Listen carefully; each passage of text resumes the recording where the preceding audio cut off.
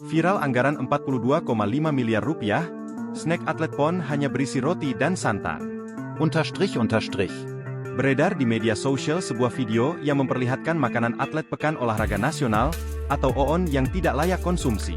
Terlihat kotak snack hanya diisi roti dan santan kemasan untuk para atlet PON 21 Aceh Sumatera Utara. Hal ini berawal dari sejumlah atlet judo yang berlaga di gelanggang Universitas Syah Kuala, USK, Banda Aceh mengeluhkan isi kotak makanan yang disediakan panitia. Melalui akun Instagram Fakta Indo, tampak video memperlihatkan kotak snack berisi roti dan santan kemasan.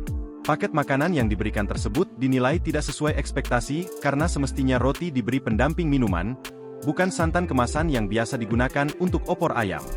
Bahkan, video itu pun kini diunggah oleh beberapa akun media sosial lainnya seperti akun Instagram Fakta Jakarta dan akun TikTok Queerjob. Unggahan itu pun tentu mendapat banyak komentar pedas dari warganet.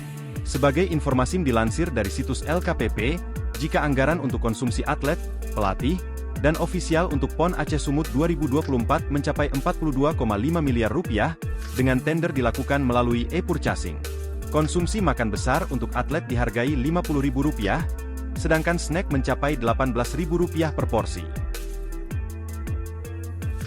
Download Tribun X sekarang, menghadirkan lokal menjadi Indonesia.